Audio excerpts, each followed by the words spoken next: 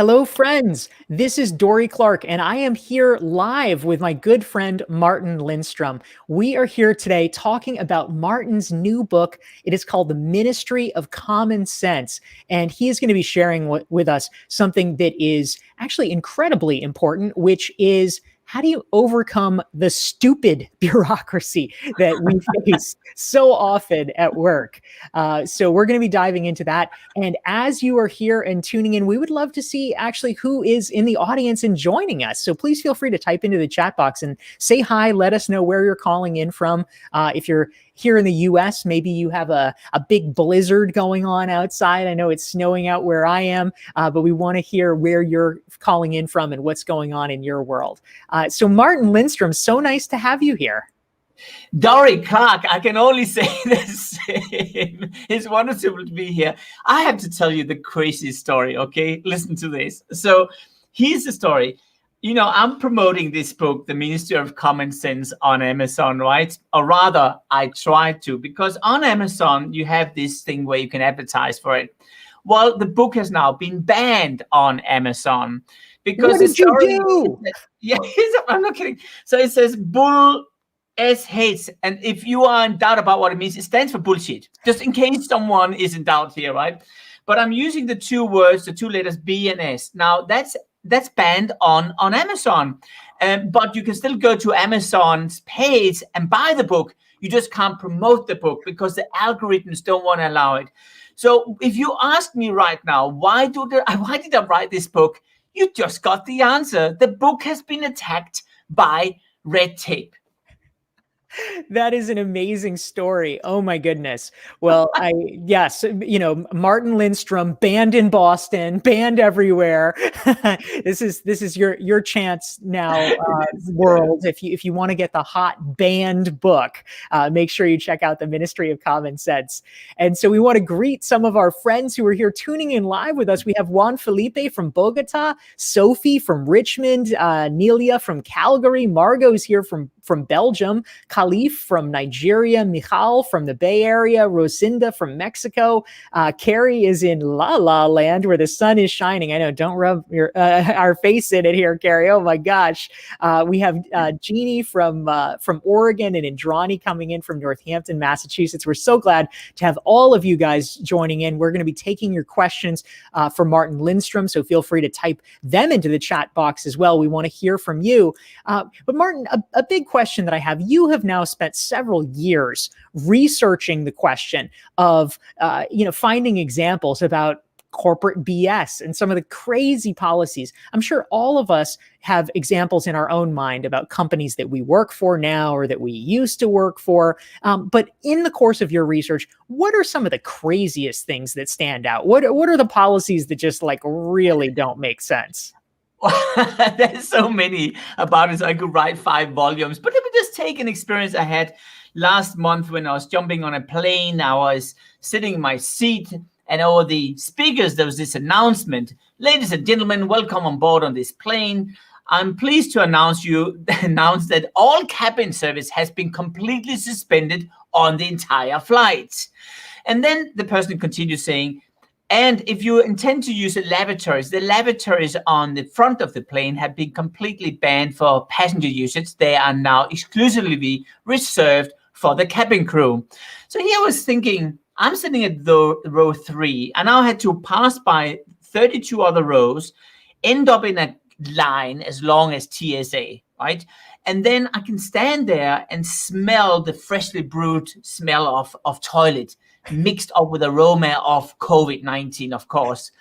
And then I took a seat, okay? And there's a new type of entertainment being introduced on planes. Now, I'm not sure, have you heard about it? It's crazy. It's called, in the old days, you had a landing form.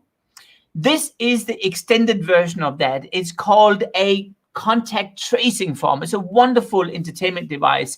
And the first question, and I have a copy of it here, right? The first question is, have you been in close proximity with anyone you don't know over the last 12 hours? And the only thing I had to do was to do this one here and get her name and phone number, right? Of course, for the landing form. And then the second question, this is so crazy. The second question is, well, let me just tell you one thing. On planes, we don't wear pens anymore, right? You have an iPad, you don't use pens. So, of course, a clever person is borrowing a pen from the purser. This pen is now circulating through the entire plane. I'm passenger number 111. I end up with this pen here, which I can now use to fill out the form. And question 2 is, and I'm going to read it loud, is, have you touched anything anyone else have touched over the last 12 hours? And then I could sort of take years to this. So this is what's going on in our world. I mean, common sense has left planet Earth. It's just gone. That's it. So I got so furious. I mean, 10 years ago, I started to write down in my little diary all those stupidities going on in organizations. And it really happens everywhere. It happens inside the corporate doors. I'll tell you one story. Dorie, do you want to have a story more? I have a lot. I want to hear that story. Tell us the story, Martin. You want to have this story? This is an amazing story. So I'm meeting up with this lady. She works in one of the largest banks in the United States of America. And I had to do the whole spiel here, right? And this is crazy. So she's from compliance. She's the head of compliance, okay? And they're kind of like guard. You have guard first, and then you have compliance just underneath. Sometimes they take over, but that's not working well sometimes. So I'm going to the 18th floor to meet this head of compliance, a wonderful lady, nothing against her. And I'm sort of saying jokingly to her, listen, tell me, what's your job? You must have produced a lot of rules, right? I just say this like a joke, right? And she looks at me and she says, really, not smiling. She says, yes, 1,239 rules. And then I must have looked really puzzled. So she takes a manual. Do you remember, Dorie, you and I almost same age. Remember Yellow Pages, those paper-based books, right? I do indeed. You still have them at home, perhaps? So she takes a Yellow Page-like looking book. That's the manual. Slap it on my lap, okay? And that contains her last masterpiece, okay? And I flick through her masterpiece while she's talking about all these rules, and I land at page 200 and something. And at page 200 and something, there is a rule, and it says, and I'm quoting her, it says, if you have signed a contract with your customer, ensure to email it, ensure to post it, and ensure always to fax it. And I'm looking at her and I'm saying, do you have a fax machine? She looked at me and she said, no, I don't have a fax machine. I said, why do you ask your customers to do that? She said, well, that's not my problem. I said, but why don't you delete all these rules? I mean, some of them are not relevant anymore. She said, my job is not to delete my work. It is to create work, right? Someone else can be responsible for deleting my work. That was the tipping point for me to write the Ministry of Common Sense. I think you get what I mean now, right? We do indeed, Martin. That is amazing. It's an amazing story. And I just want to greet some of the friends who have tuned in here. We have Tracy from Maryland. Angelina is calling in from India. Lorena from Spain. We have Sumit and Zhao Yu from Toronto. Well, you guys are both there. You should be friends. So that's great. We have Khalif says, I'm excited to have Dorie and Martin. I've been following both of you guys' newsletters, and I am an enthusiast. Well, we are so glad to have you. Thanks for joining I think I remember your name. I've seen you before. Oh, wonderful. If you are enjoying this conversation, please make sure to hit the like button, hit the share button on your channel that you're watching it so that your friends and colleagues can benefit from it. And I will just mention that if you want to make sure that you never miss one of our weekly Newsweek sessions, go to dorieclark.com/LinkedIn. You can sign up for my LinkedIn newsletter. Just hit the subscribe button underneath my picture, and you will get a weekly reminder about the great conversations we have coming up. Next week, we will be interviewing Marshall Goldsmith, who is a mutual friend of both Martin and myself. So we have all kinds of august guests coming up for us. So, Martin, and please feel free to type questions, by the way, into the chat box for Martin. But one thing that I was wondering about, obviously over the past year, everything has gone virtual. It's sort of upended everything with COVID. And I'm curious, do you feel like with the shift to virtual, this has been an opportunity for companies in a positive way to reevaluate some of their policies, or do you actually see even more mishigas resulting from the shift to virtual? What's your take? Dorie, I was hoping you would not ask that question, okay? Frankly speaking. So I just got off the call with one of my wonderful clients just 5 minutes ago. And I was citing an experience I had yesterday with another one of our clients. And I said to them, how much do you recognize of what I'm saying? You're sitting back to back on Zoom calls or on team calls the entire day. There's not a single break for a toilet. And if there is, you'll sneak out, you'll put on the mute button, you'll pretend like you're not awake, because we do not go to toilet year 2021. It's stopped. It's just too impractical, right? So after the whole day of going through these calls, you throw yourself at the couch at 8 p.m. exhausted. And what do? Now it's work time. This is the moment where we have to do all the work we didn't do during the whole day because we did not have time for it. And by the way, if we are trying to do work during the day, we typically will prepare for the next meeting when we are in the first meeting. So we are not at all present. And that's where we learn phrases like, I agree with you, Mike. That's a good one. By the way, Dick, send me your deck. It has to be the largest deck you have, right? You have these type of phrases you're sort of kind of giving to people. So it looks like you're really engaged. You kind of put this stage nodding here while you're just checking your emails, checking Facebook accounts, whatever, because you're not present at all. Forget about it, right? So here's the issue. Productivity, according to McKinsey, of all people in the world, of course, the cleverest people, they're just under compliance, right, in terms of who we trust. So what McKinsey is saying is that they actually now are saying that the productivity rate has never been higher in the world. In fact, some numbers are now stating it's not in the billions, it's in the trillions we're saving money. There's just one little detail, and that is creativity levels. It's going down like that because we have no time to think, no time to reflect, no time to interact really, or to build a culture. So while we are ticking all the boxes, I would claim that the operation succeeded, but the patient died. And that's really where we are right now. We are in a situation where we are adapting all the stuff from the good old world of how we're doing meetings in a physical way.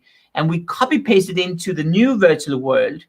But I don't think there's anything going back to work. I tend to say we're going forward to work. And because of that, we need to find another way of redesigning our lives. And that means, in my opinion, to do a due diligence and defragment our daily lives.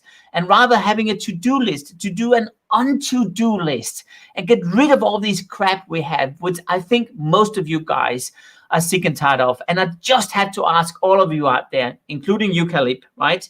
I know you're watching.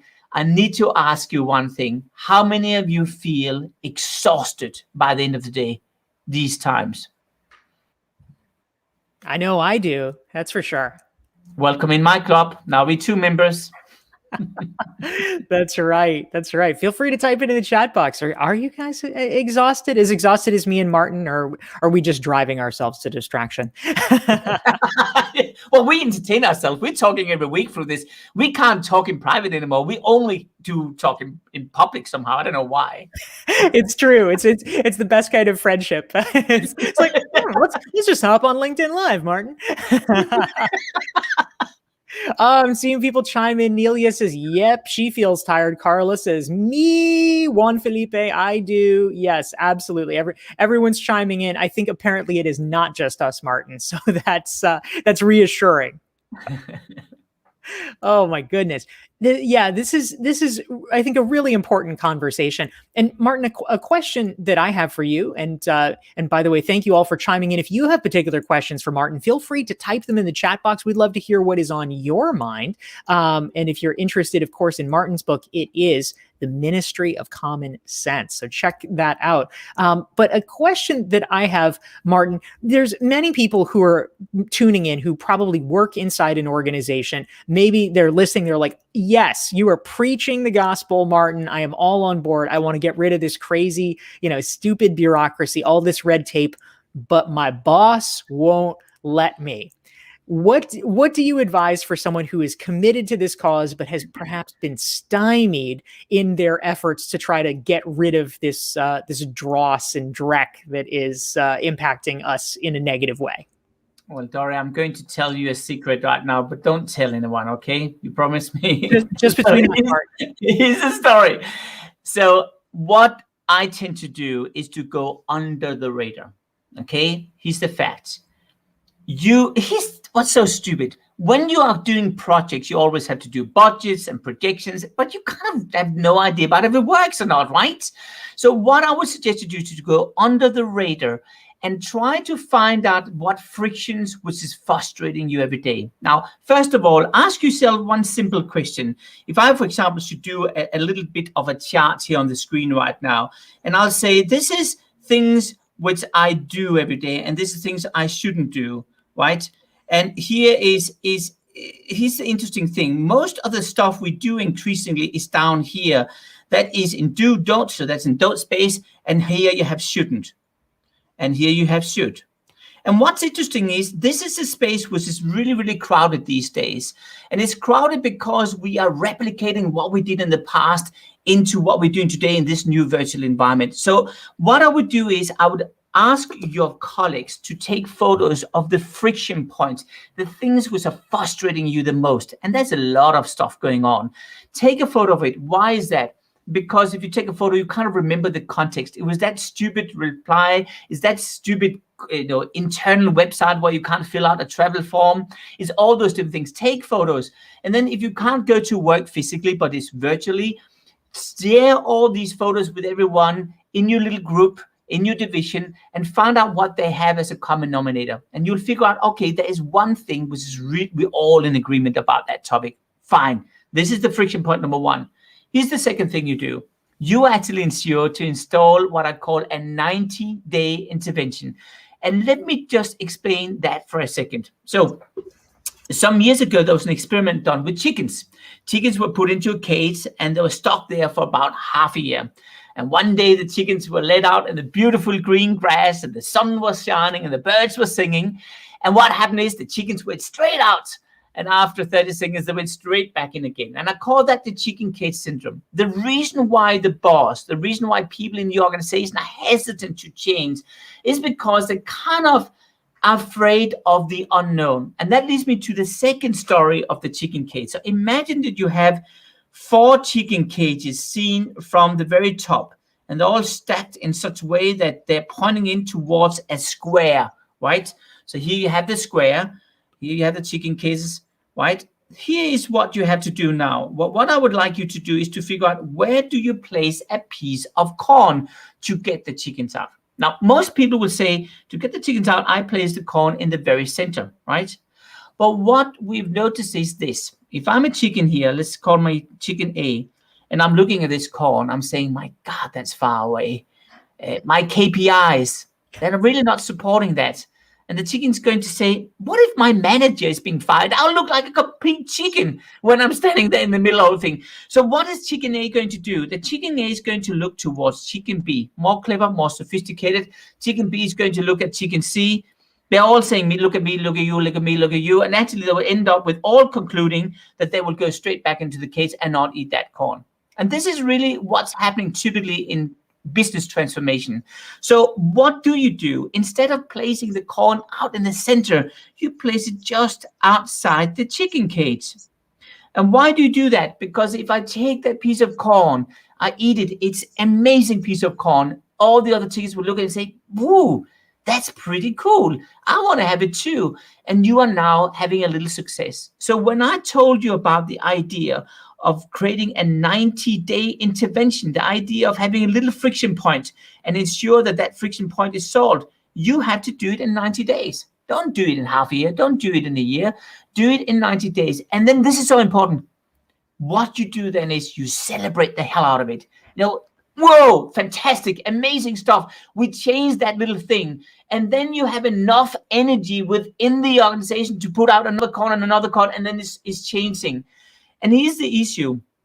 If you do it that way, we know for a fact today, having tried it thousands of times, that you're actually making a change happening. So that little friction, you turn around to a solution. And then you could say to me, what is that solution, right? And I think that's a fair question if you want to ask that, right? Let me give you a little bit of is it okay? I'm giving you an example, Dorie? I love it. I feel like this is so far the first and only Newsweek Better show where we've had an extended chicken metaphor, but I am loving it, Martin. Keep it going, man. Fantastic. And then I want a cat metaphor because I saw your cat in the background. So I'm waiting for that, right? So, Absolutely. so here it is. Okay. What is happening in, let's take a banking world. So I was together with one of my big bankers. It was a session we had in New York City. We had a workshop, 1,200 bankers, super serious people. The lady from compliance was not there that day, just so you know.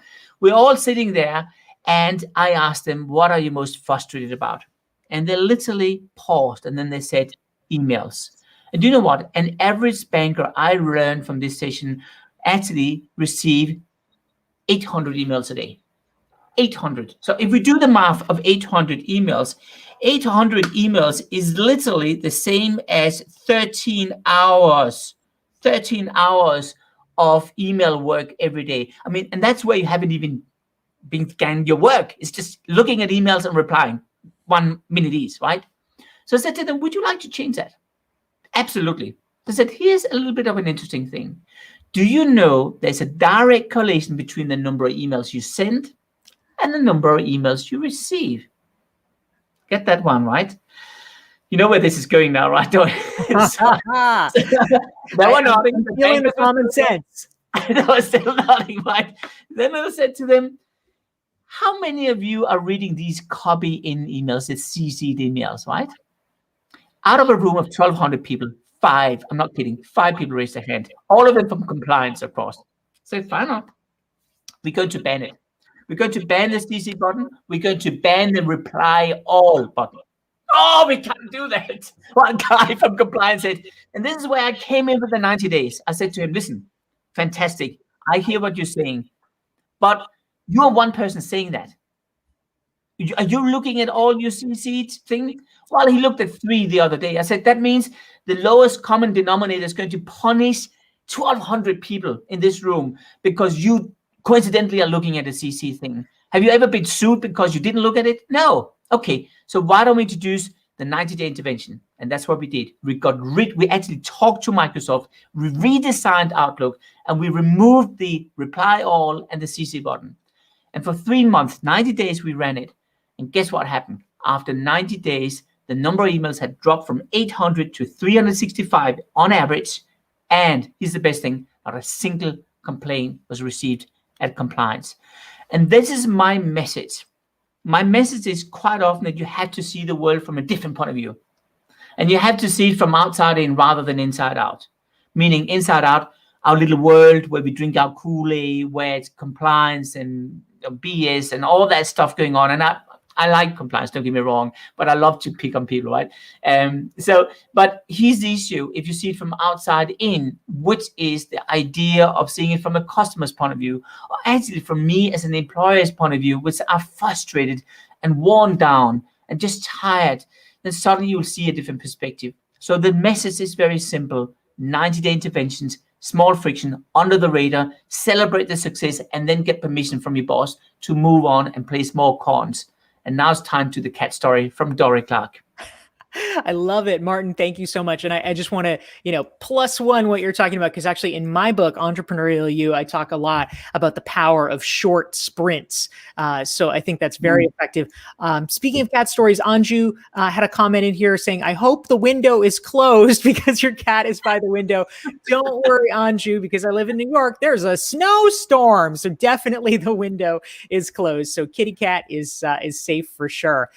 So Martin, a great question came in from Sumit in Toronto. He wants to know, Martin, what would be your common sense perspective on the COVID situation? Do you have advice or tips about managing all of this, gesture, hand gesture, all of this from a personal and professional perspective? What's your take on this?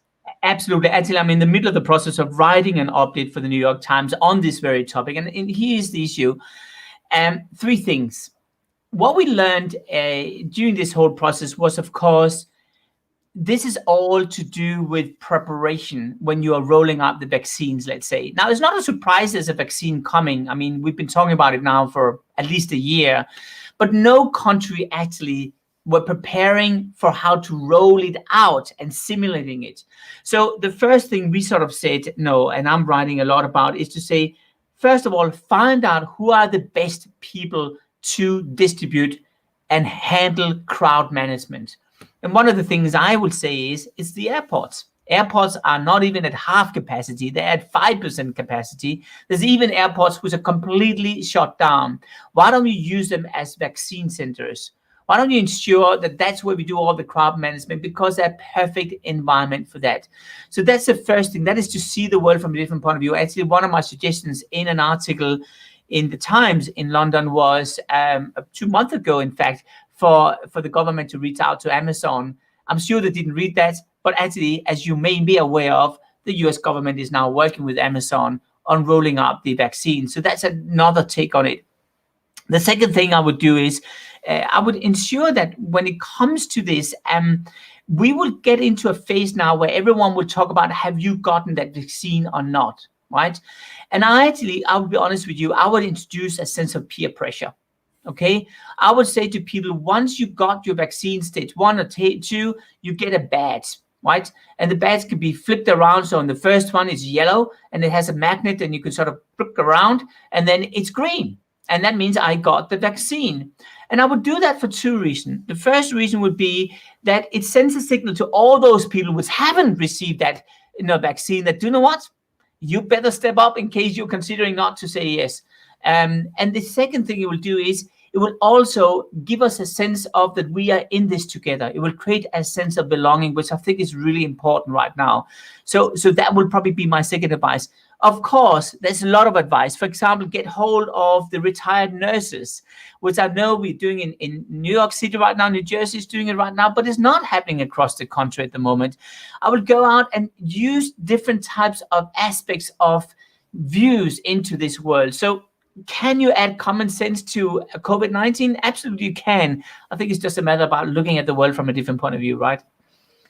That's awesome, Martin. Thank you for sharing your perspective. And just as a reminder for you guys, as we are slowly coming up on our half hour, Martin's amazing new book is The Ministry of Common Sense. You can check it out and get it anywhere books are sold. He is reachable at martinlindstrom.com, and you can learn more about his work. And if you want to make sure you never miss one of our weekly Newsweek sessions, you can subscribe to my newsletter and get more information at dorieclark.com. So we have time probably for just maybe one more question, Martin. I think this is a great one. Margot was curious. She said, I want to get to that one, but actually this is what I wanted to grab. It's from Carrie. She says, Martin, I assume that people pay you as a consultant to help them discover common sense, but how receptive are they to your recommendations? So I'm curious, if you are actually going into companies, how do you get them to say yes if they're these sort of entrenched? It is such a simple answer. I pay them. I pay them off, right? I got to take my salary and give it to them, and then problem solved, right? No, jokes aside. Do you know what? What I've learned is that you need to create an internal movement. And here's the trick. You need to infuse a sense of empathy into people.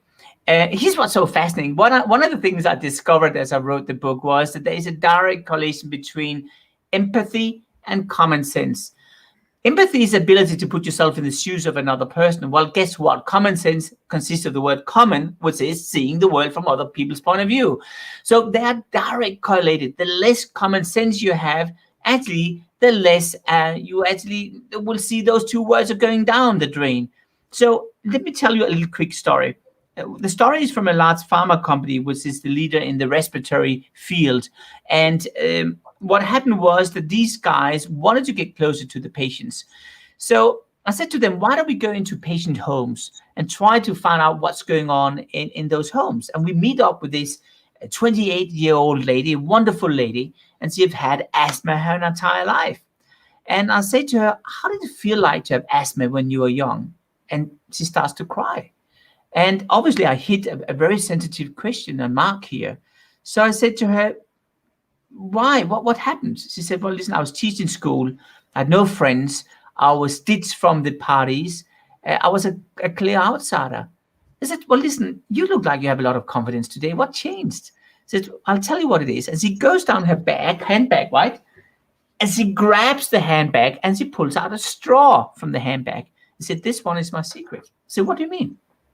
I said, well, listen, I actually use this straw and I give it to everyone when I meet them for the first time. And ask them to hold themselves for the nose and breathe through the straw for 1 minute. And after 30 seconds, the two people will spit it out. And I exchanged a sense of empathy. Now, during this session, I actually had 2 executives from the pharma company with me. So I kind of stole that idea. I brought it with me inside this major pharma company. We had a senior management meeting and I switched off the lights. I had the speaker playing the sound of a person with heavy breathing like this, that type of feeling. I had everyone installed with a straw in their mouth, and then they had to breathe through the straw, holding themselves for the nose. And after 30 seconds, the first guy spits out the straw. He said, this is ridiculous. No one can live like this. And I look him in the eyes and I'm saying to him, listen, this is how your patients feel every minute of their entire life, and they are paying your salary. And if you could have heard a penny drop, you would have heard it there. Because suddenly we realized, my God, we're on the wrong track. So they actually are starting to onboard staff differently now using empathy. They're actually designing the products differently using empathy as a centerpiece. They're even doing the marketing to the healthcare professionals in a different way. So the whole company flipped to become an empathic company where common sense is driving it. And slowly common sense went up and empathy went up. So what I'm doing is I'm using the patients or the customer or the passengers or the consumers as my weapon, so to speak, to infuse empathy into people in the organization so people feel the need for change, because a spreadsheet cannot necessarily convince other people. Martin, that's fantastic. Thank you so much for sharing that. You definitely have some big fans in the audience.